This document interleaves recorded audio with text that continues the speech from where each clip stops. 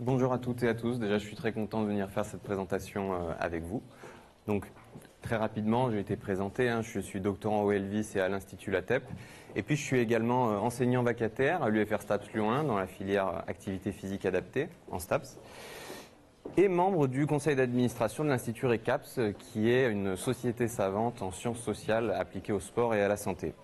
Voilà, comme il vous a été dit, donc je vais vous présenter les résultats, les recommandations que vous pouvez retrouver dans cet ouvrage, Épilepsie et activité physique. Et puis, ce que j'ai décidé de faire, c'est de vous proposer en fait un quiz. Un quiz qui va questionner vos représentations sur le sujet, activité physique et épilepsie. C'est pourquoi vous avez des post-it, réponse A, réponse B, réponse C, qui vont correspondre au code couleur. Celui ou celle qui aura le plus de bonnes réponses remportera un exemplaire de l'ouvrage. Mais sinon, pour les autres, vous pourrez le retrouver évidemment à la BU. Première question, question 1. Parmi ces personnages historiques, lesquels souffraient d'épilepsie? Jules César et Jeanne d'Arc, Vincent Van Gogh et Vladimir Lénine, ou bien Gustave Flaubert et Fiodor Dostoïevski?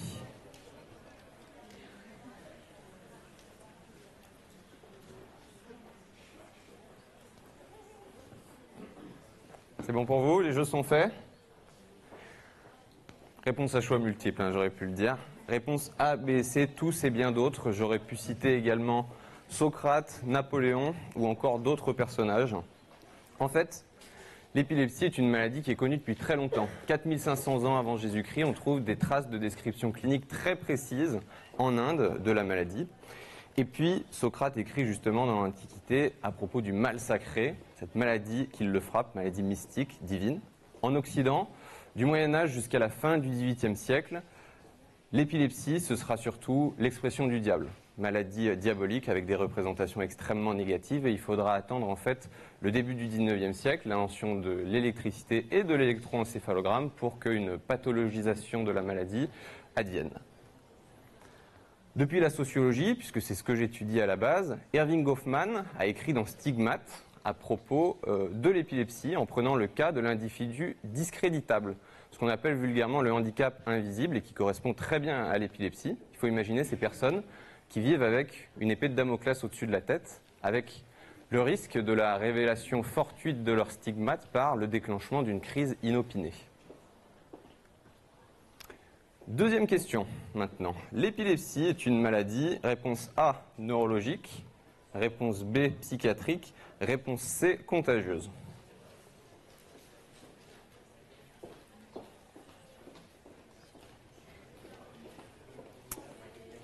Beaucoup de bonnes réponses, j'ai l'impression. Réponse A, bien sûr, c'est une maladie neurologique. L'épilepsie est une maladie neurologique chronique qui se caractérise par un fonctionnement électrique anormal de l'activité cérébrale et qui se manifeste par des crises généralisées ou bien des crises partielles, des crises focales. L'épilepsie, c'est 600 000 personnes en France aujourd'hui, dont 30% qui ne répondent pas favorablement aux traitements médicamenteux et qui sont catégorisés dès lors comme pharmacorésistants. L'épilepsie, c'est également plus de 50 syndromes différents avec autant de manifestations cliniques possibles. Deux pics d'âge, la petite enfance et le grand âge, mais plus de 50% sont mineurs, les personnes épileptiques, et c'est la deuxième maladie neurologique mondiale, juste après la migraine.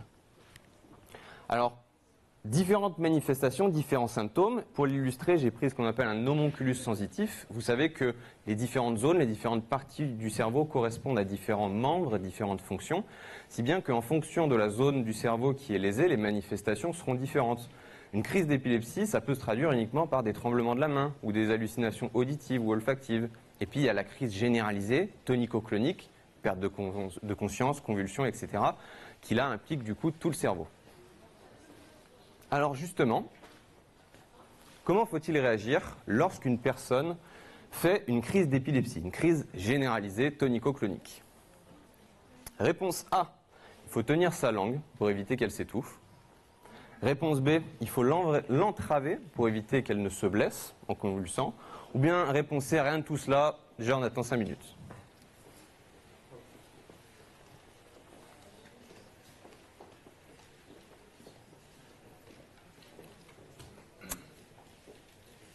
Très peu de bonnes réponses, quelques-unes quand même. Rien de tout cela, il faut attendre 5 minutes. C'est une réponse un peu provocante, je vais vous expliquer plus dans le détail. Concernant les deux premières propositions, ce sont des représentations profondément ancrées mais qui sont fausses.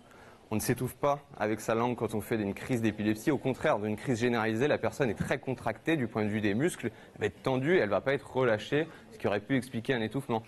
De la même façon, si on essaye de la contenir pour éviter qu'elle se fasse mal en convulsant, elle va plutôt se dépenser encore plus, entre guillemets, parce qu'elle n'a aucune emprise sur ses convulsions. Et puis, si on ne met pas ses doigts dans sa bouche pour tenir la langue, mais une cuillère, c'est pas bon non plus, parce qu'en fait, elle va serrer très fort et elle risque de se casser les dents. Tout ça, ce sont des idées fausses. Il faut attendre 5 minutes, c'est un peu provoquant, 5 minutes avant d'appeler les secours. D'accord ? Avant cela, on peut faire beaucoup d'autres choses. Il faut faire d'autres choses. Si déjà on est à proximité d'elle, pendant qu'elle chute, on va essayer de la retenir pendant sa chute. Ensuite, une fois qu'elle est au sol, on va enlever tout ce qui pourrait être contendant, dangereux, etc. pendant sa convulsion. Ensuite, on va aussi dégager un petit peu les voies aériennes, autant qu'on puisse le faire. La chemise, la ceinture, déboutonner, etc. Et puis ensuite, surtout, on va rester à côté de la personne et on va essayer de noter quelles sont les manifestations cliniques, combien de temps dure la crise, pour pouvoir déjà en informer la personne au moment où elle se réveillera, et puis éventuellement les secours si la crise dure plus de 5 minutes. D'accord ? Si là on voit que la personne commence à cyanoser, etc. Ou bien si elle reprend conscience et qu'elle se remet à faire une crise et qu'elle reprend conscience et qu'elle refait une crise, etc. D'accord ? Mais dans l'absolu, normalement, il ne faut pas appeler directement les secours parce que imaginez justement le cas d'une personne épileptique pharmacorésistante qui fait des crises très régulières, 2 fois, 3 fois par jour. Si à chaque fois qu'on appelle les secours alors qu'il n'y en avait pas besoin, elle va se retrouver dans l'embarras.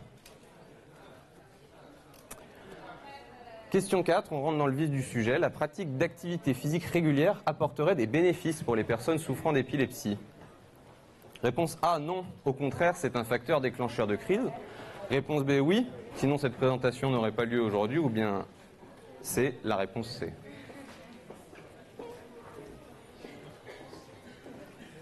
Effectivement, elle était un peu orientée, cette question. Oui. Sinon, cette présentation n'aurait pas lieu aujourd'hui. Quelques éléments rapides déjà, mais ce que nous a appris le modèle animal, le modèle murin avec les souris. Alors, les études qui s'appliquent sur le modèle animal pour étudier l'épilepsie, elles fonctionnent de cette façon-là. On va comparer des souris sédentaires classiques avec des souris qu'on entraîne physiquement, qu'on fait courir dans une roue, etc.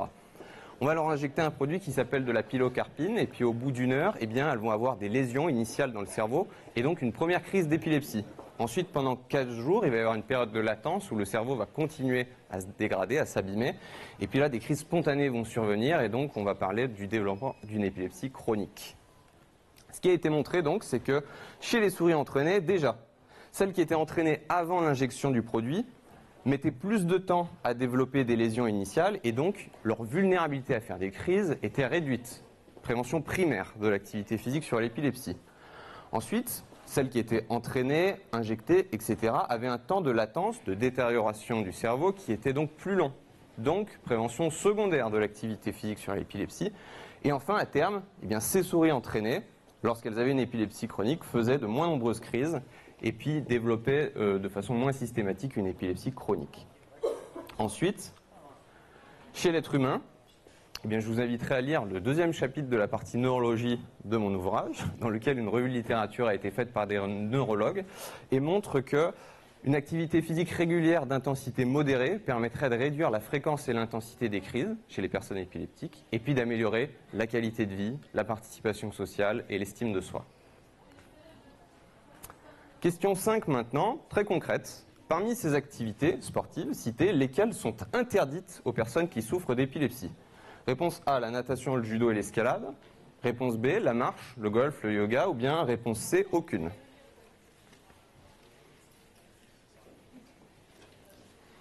Merci. Réponse C, aucune. Aucune, et aujourd'hui on se trouve même dans ce qu'on pourrait appeler un changement de paradigme. On passe des sports interdits aux sports adaptés. Il n'existe légalement aucune contre-indication sur les activités sportives.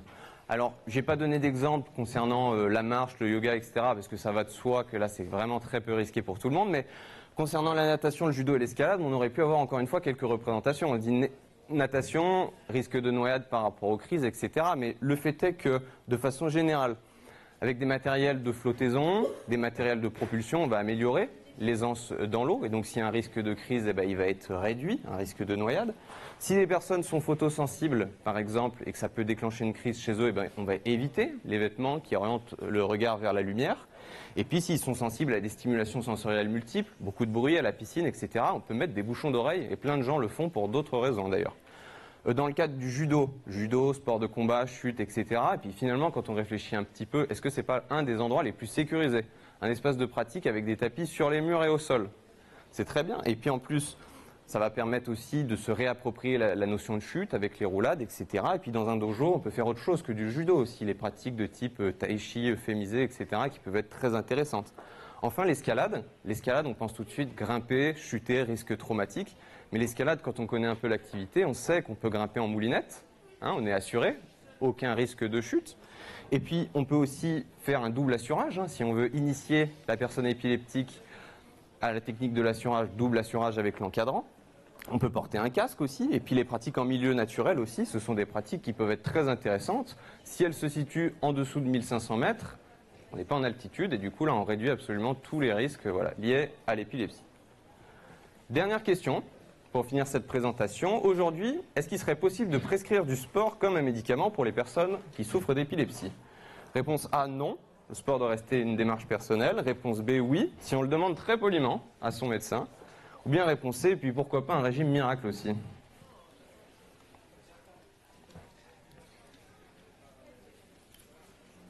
Très bien. Réponse oui. Si on demande très poliment ou pas à son médecin. D'ailleurs, je rebondis juste sur la question du régime miracle. Sachez également que le régime cétogène, c'est-à-dire sans glucides, avec très peu de glucides, est également très efficace sur les épilepsies, notamment sur les épilepsies sévères, et réduit chez un grand nombre de patients de façon importante les crises. Alors depuis 2016, effectivement, le médecin généraliste peut prescrire de l'activité physique adaptée aux personnes qui sont atteintes d'affections de longue durée, dont les épilepsies sévères font partie. Il n'y a pas de remboursement aujourd'hui de la sécurité sociale, mais il y a un grand nombre de mutuelles qui prennent en charge ce type de dispositif. Et concrètement, comment ça se passe? Eh bien, le médecin va prescrire donc de l'activité physique adaptée. Ensuite, l'usager va être orienté généralement vers un enseignant en activité physique adaptée qui va faire un bilan de sa condition et qui va l'orienter vers les pratiques qui ont du sens, qui pourront lui apporter quelque chose. Et ensuite, donc, eh bien, il va bénéficier de ces interventions d'activité physique adaptée, soit avec un enseignant en APA, soit avec un éducateur sportif formé à ce type de pratique et à ce public-là. Je vous remercie pour votre attention. On va faire le décompte.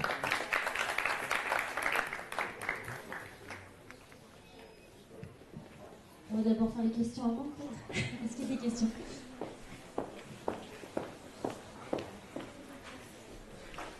Merci pour ta présentation. Du coup, j'avais une petite question sur l'activité physique. Je voulais savoir, est-ce qu'il y avait, dans les études, est-ce qu'ils ont montré qu'il y avait un nombre minimal d'heures d'activité à faire pour qu'il y ait un effet positif? Ce qui semblerait exister aujourd'hui, c'est ce qu'on appelle un effet dose-réponse, entre guillemets, comme on le retrouve dans d'autres maladies chroniques, c'est-à-dire que plus on en fait, mieux c'est. Ensuite, on reste, dans le cadre des études, sur des activités d'intensité faible ou modérée. Et ce qui est important, c'est la régularité. Plus on en fait régulièrement, mieux c'est, en général. Voilà.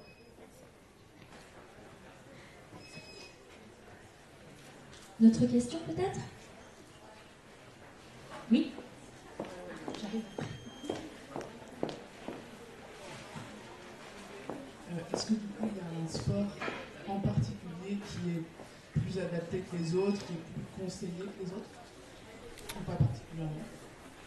Pas particulièrement. Non, l'idée, en fait, pour que ça fonctionne, c'est toujours pareil, c'est qu'il faut que l'activité, elle ait du sens, que la personne, elle ait envie d'en faire. Pour profiter des bénéfices, il faut que l'activité soit régulière. Donc autant que ce soit quelque chose qui lui plaise. Et à partir de là, ensuite, il faut l'adapter par rapport à ses contraintes liées, par exemple, aux facteurs déclencheurs de crise, au type de crise, etc. Mais à part quelques exceptions, comme l'alpinisme qui se pratique forcément en altitude, ou la plongée sous-marine, où là, avec des histoires d'échanges gazeux, etc., on va avoir des risques de crise. À part ça, on peut tout faire, on peut tout proposer à condition qu'on l'adapte. Merci Axel. Quand on parle d'activité physique adaptée, on a toujours l'impression que ça va être une logique de modération, de féminisation de l'intensité. Est-ce qu'on peut être épileptique et pratiquer avec grande intensité des activités type CrossFit qui visent vraiment le dépassement de soi et non plus simplement la modération. Ça va être possible et c'est quelque chose à étudier au cas par cas.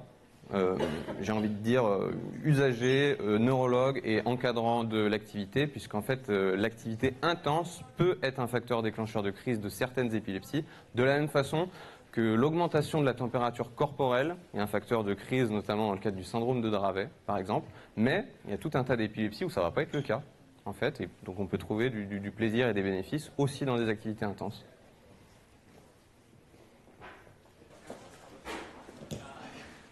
Une petite dernière.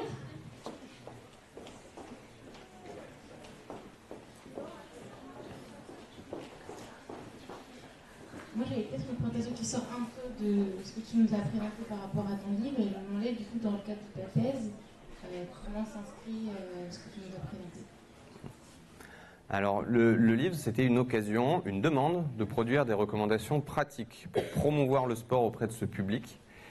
Moi, j'étudie en fait l'activité physique à l'Institut Latep dans une perspective sociologique, c'est-à-dire à quoi ça sert, comment ils s'en servent vraiment, les usagers, qu'est-ce qu'ils en font. Parce que d'un point de vue, effectivement, on a l'usage thérapeutique de l'activité physique, mais on se rend compte quand on en discute avec eux, quand on observe ce qu'ils pratiquent, etc., qu'il y a beaucoup d'autres sortes d'usages pour les patients malades dans le cadre de leur hospitalisation, de la pratique sportive. Quelques exemples, par exemple.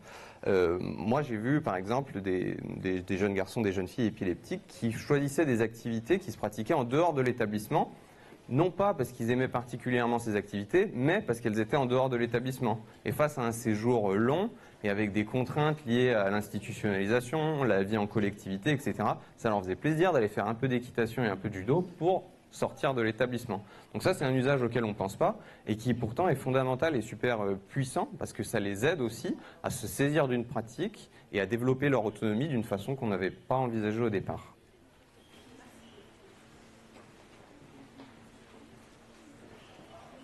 Dans ta deuxième diapo, tu abordes les littéraires célèbres, mais il y a des sportifs célèbres dans les épileptiques. Tout à fait, tout à fait. Bah, je pense que je peux le dire, elle sera très contente. Mais Marion Clignet, multiple championne de cyclisme olympique et puis du monde, hein, qui était épileptique, qui l'est toujours, qui l'a été pendant sa carrière et qui a utilisé vraiment le cyclisme à la fois comme moyen thérapeutique et puis comme victoire dans son parcours de vie. Hein.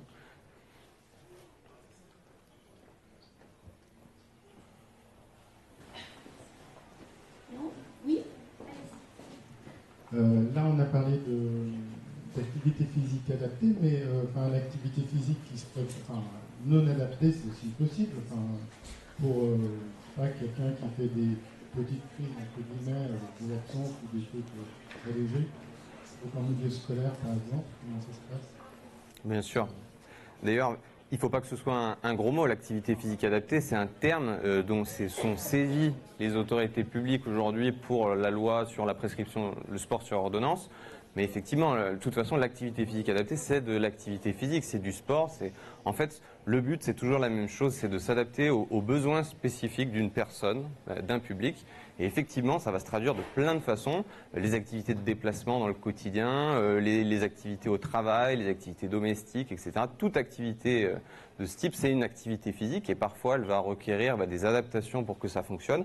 Et puis parfois, non. C'est vrai, la personne malade qui fait simplement des absences, par exemple, il ne va pas y avoir besoin d'adaptation très, très puissante, en fait. Des fois, il va simplement falloir l'aider, l'accompagner pour que les activités soient accessibles pour elle, au lieu qu'elles soient proscrites, interdites et qu'elles soient refoulées systématiquement.